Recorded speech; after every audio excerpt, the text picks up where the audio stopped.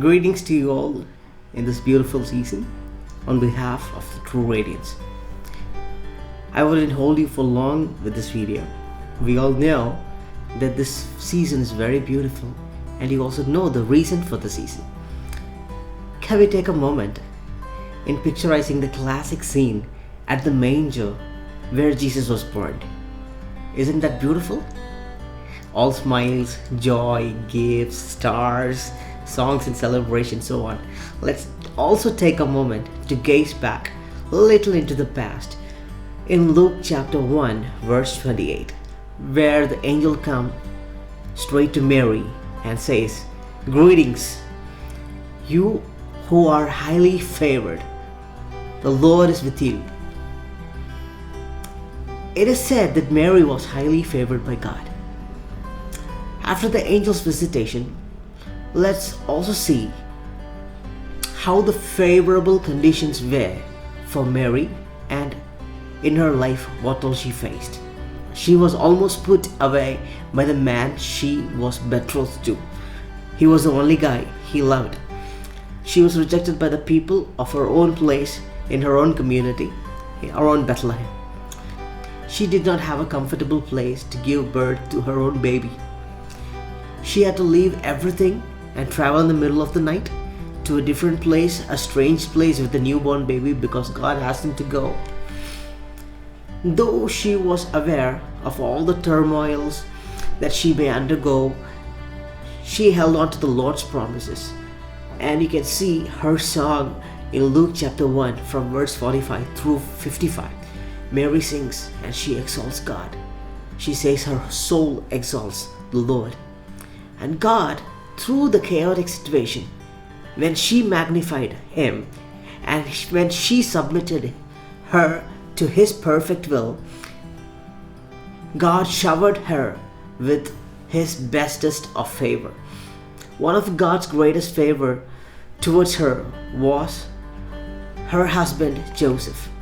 Joseph chose to accept Mary and showed her tremendous mercy instead of exposing her to the Jewish laws. Though he was confused many times, there were uncertain times that he had.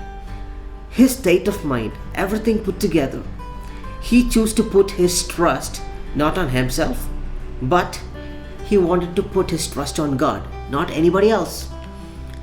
He was a man to protect his family. When it came to protect the family from any harm that they can come through, he took them to Egypt and stayed there until situations became favorable. Joseph was a man of great compassion. That's one. Joseph obeyed God and all his advices. That was two. Joseph stood there and took care and protected his family. That's number three. This does not come from a weak or spineless man, but it demands heaps of courage and loads of faith. This couple, Joseph and Mary, through their thick and thin, held on to God's favor, and they never doubted God's plan in their life. As per the world's perspective, the favor of God may be all smiles, gifts, prosperity. It'll be like a perfect portrait within a perfect photo frame. The favor of God, however, in our life or to our eyes, may not appear like the favor in the least. It can be challenging, not as easy as it seems. It can drive us to uncomfortable situations where we are with fear, where we are on failures and disappointment, where we are through pain or agony and frustrations above it all. Through the darkest night and in the deepest of valleys, Mary had unfathomable belief in God's favor upon her. In the pitch darkness where there is no one to see or help us, God's eyes are watchful over us. This is God's favor. This season, we can surrender to be with Him at the center of God's plan and at the center of His will. And when we do that, God's incredible favor shines through for us in every situation to fulfill His kingdom's purposes.